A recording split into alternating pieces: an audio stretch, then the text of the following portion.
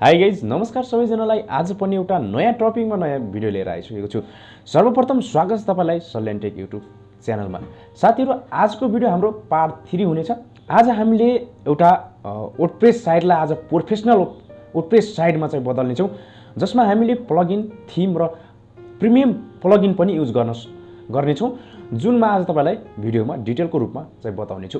यहाँ तपाईँले देख्नुभयो भने यहाँ तपाईँको युनिक कस्टमाइजेसनहरू रहेको हुन्छ, जसले चाहिँ गर्दा साइटलाई युनिक देखाउने र एसइओ फ्रेन्डली बनाउने पनि गर्छ।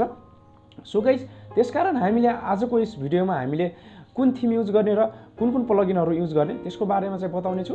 सिम्पली आजको भिडियो यहाँ तपाईँले अन्त्यसम्म हेर्नुहोला र अन्त्यसम्म हेरिसकेपछि यहाँ तपाईँले सम्पूर्ण जानकारीहरू पाउनुहुनेछ। हामीले सिएसएस पनि युज गर्नेछौँ र हामीले प्रिमियम प्लगइन कहाँबाट बाई गर्ने त्यो पनि म तपाईँलाई बताउने छु।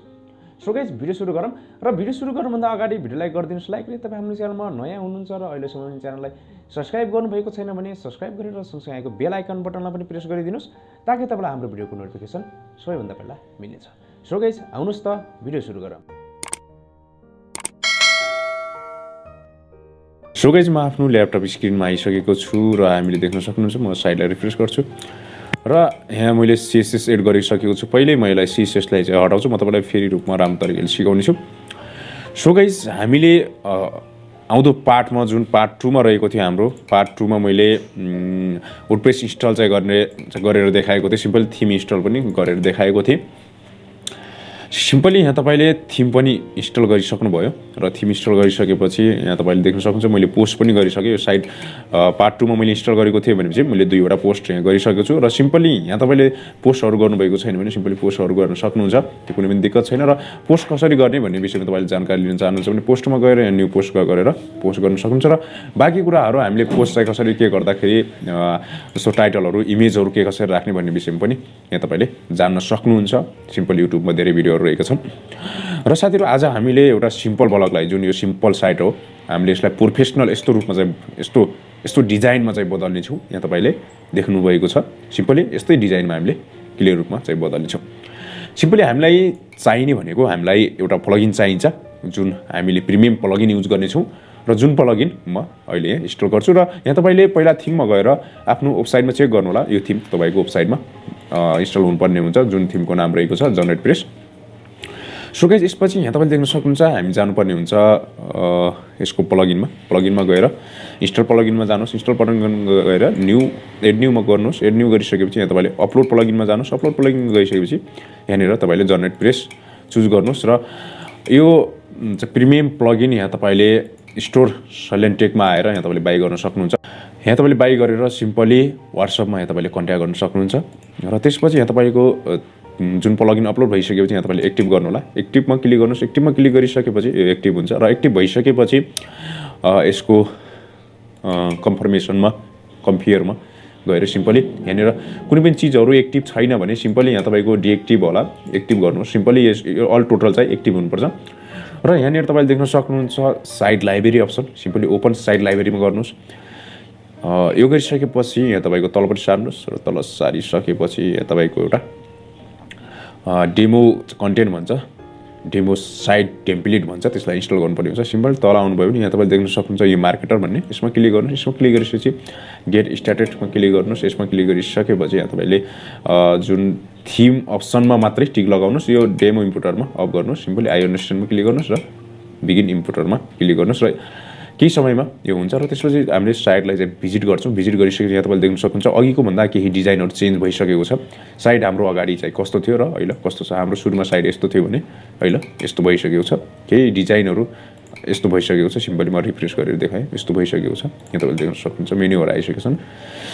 सो गाइज, अब यसमा गर्नुपर्ने कुरा रहेको छ, हामीले सिम्पली कस्टमाइजेसनमा क्लिक गर्नुहोस्। र कस्टमाइजेसनमा क्लिक गरेर यहाँ तपाईँले केही कस्टमाइजेसनहरू पनि गर्नुपर्ने हुन्छ। सिम्पली त्यसको लागि यहाँ तपाईँले कस्टमाइजेसनमा क्लिक गर्नुहोस्। कस्टमाइजेसन साइट लेआउटमा गएर यहाँ तपाईँले हाइट टाइटल चाहिँ गरेर यो टाइटल लुक छ र तपाईँले यहाँ इमेज लगाउन सक्नुहुन्छ। यहाँनिर सिलेक्ट लोगो चाहिँ गरेर यहाँ लगाउन सक्नुहुन्छ। अहिले चाहिँ यही ठिक छ।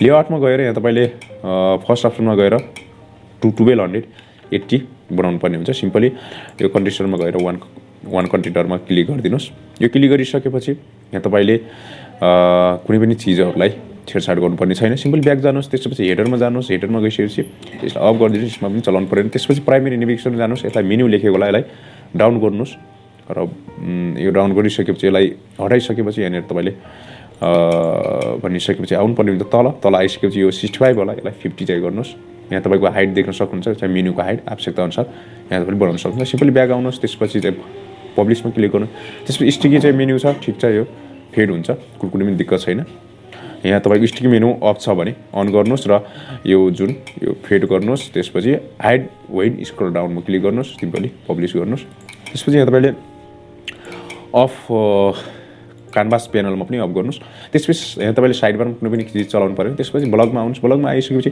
यहाँ तपाईँको आई थिङ्क 50-60 होला यसलाई यहाँ तपाईँले चाहिँ घटाएर 26-25 राख्न सक्नुहुन्छ सिम्पली रिड मोर अप्सन यो रहेको छ सिम्पली यहाँनिर रिड मोरलाई पनि हटाउन सक्नुहुन्छ सिम्पली यहाँ तपाईँले देख्न सक्नुहुन्छ टक्क डिस्प्ले रिड मोर अप्सन यो देखाउन चाहनुहुन्छ भने टिक लगाउनुहोस् यदि चाहनुहुन्छ भने टिक नलगाउनुहोस् यहाँ तपाईँको सबै अप्सनहरू दिएको छ सिम्पली यहाँ पोस्टको दिएको छ पेजको दिएको छ तपाईँले कुन के देखाउन चाहनुहुन्छ त्यो यहाँबाट डिजाइन गर्न सक्नुहुन्छ सिम्पली ब्याक जानुहोस् त्यसपछि फुटरमा आउनुहोस् यो फुटरमा आइसकेपछि यो फुटरको अप्सन रहन्छ यसलाई छेडछाड गर्नुपर्ने छैन तपाईँले गर्न चाहनुहुन्छ भने गर्न सक्नुहुन्छ सिम्पली अब आइसकेको छौँ हामी यो कलरमा हामी सिम्पली कलर करेक्सन गर्नुपर्ने हुन्छ सिम्पली यहाँ तपाईँले देख्न सक्नुहुन्छ यो ब्ल्याक रहेको छ सिम्पली हामी यो प्राइमेरी चाहिँ यो मेन्युमा जान्छौँ र यसको ब्याकग्राउन्ड हामीले राख्छौँ र म यसको कलर कोड पनि यस भिडियोको डिस्क्रिप्सनमा लिङ्कमा चाहिँ दिनेछु सिम्पली यहाँ तपाईँले कलरहरूलाई हेर्न सक्नुहुन्छ सिम्पली फर्स्ट कलर रहेको छ यस्तो सिम्पली सेकेन्ड कलर पनि म यहीँबाट ल्याउँछु र यसको कोडहरू पनि मैले यहाँ तपाईँलाई भिडियोको डिस्क्रिप्सनमा लिङ्कमा त्यहाँ गएर तपाईँले कपी पेस्ट गर्न सक्नुहुन्छ कुनै पनि दिक्कत छैन सिम्पली यसरी कपी पेस्ट गर्न सक्नुहुन्छ सिम्पली यहाँ तपाईँले पब्लिस क्लिक गर्नुहोस् र यहाँ तपाईँले देख्न सक्नुहुन्छ यो हेडरको कलर बदलिसकेको छ र हामी आउनेछौँ अब यसको ओरिजिनल सिएसएसमा जुन हाम्रो सिएसएसहरू यहाँ रहेको छ र यसलाई हामीले सबलाई रिमुभ गर्छौँ र यो सिएसएसको कोड मैले दिनेछु यहाँ तपाईँले देख्न सक्नुहुन्छ यो सिएसएस मैले कपी गरेँ यहाँ पेस्ट गर्छु सिम्पली यहाँ तपाईँले देख्न सक्नुहुन्छ यो अगाडिको रिड मोड भन्दा यो अहिलेको रिड मोड चाहिँ एकदम चेन्ज भइसकेको छ सिम्पली यो पब्लिस गर्नुहोस् र यो सिएसएस तपाईँले हाम्रो वेबसाइटबाट यहाँ तपाईँले कपी गर्न सक्नुहुन्छ सिम्पली सल्यान टेकमा जानुभयो भने यहाँ तपाईँले म लिङ्क दिनेछु सिम्पली यहाँ तपाईँले त्यो लिङ्कमा गएर इजी तरिकाले कपी पेस्ट गर्न सक्नुहुन्छ यहाँ यो ब्लगको लिङ्क चाहिँ मैले भिडियोको डिस्क्रिप्सनमा दिनेछु यहाँ तपाईँले सिएसएसहरू अनि त्यसपछि यो कलर कोडहरू यहाँ तपाईँले पाउन सक्नुहुन्छ र यहाँ तपाईँले देख्न सक्नुहुन्छ हाम्रो साइटको डिजाइन चेन्ज भइसकेको छ एकदमै यहाँ तपाईँलाई फेरि म रिफ्रेस गरेर देखाउने छु सिम्पली अगाडिको साइट भनेको हाम्रो कस्तो थियो र अहिले कस्तो भयो हाम्रो सुरुमा यस्तो थियो भनेपछि अहिले हामीले रिफ्रेस गरौँ रिफ्रेस गरेर यहाँ तपाईँले देखाउने छु सिम्पली कस्तो भयो भनेर हामीले यहाँ पब्लिस गऱ्यौँ कि नै सिम्पली यहाँ तपाईँले देख्न सक्नुहुन्छ यसको सम्पूर्ण डिटेलको रूपमा चेन्ज भइसकेको छ र स्टिकी भइसक्यो यहाँ ब्लगहरू यहाँ पोस्टहरू देखियो भने झन् तपाईँको एकदमै युनिक र प्रोफेसनल देखिन्छ सो गाइस यहाँ तपाईँले देख्न सक्नुहुन्छ एकदम प्रोफेसनल रूपमा साइट देखिने लुक रहेको छ सिम्पली यो जुन कलरहरू यो चेन्ज हुन्छ कुनै पनि दिक्कत छैन यहाँ तपाईँले देख्न सक्नुहुन्छ हामीले यहाँनिर रिफ्रेस गरौँ साइटलाई रिड मोडमा जाउँ यहाँ तपाईँले देख्न सक्नुहुन्छ कुनै पनि दिक्कत छैन यो यहाँबाट तपाईँले सम्पूर्ण चेन्जहरू चाहिँ गर्न सक्नुहुन्छ अब यस्तै गरी यो कलर कोडहरूलाई यहाँ तपाईँले फुटरमा पनि लगाउन सक्नुहुन्छ जुन यहाँनिर फुटर रहेको छ यसमा कुनै पनि कलर कोड छैन यसमा पनि यहाँ तपाईँले चाहिँ ब्याकग्राउन्ड कोडमा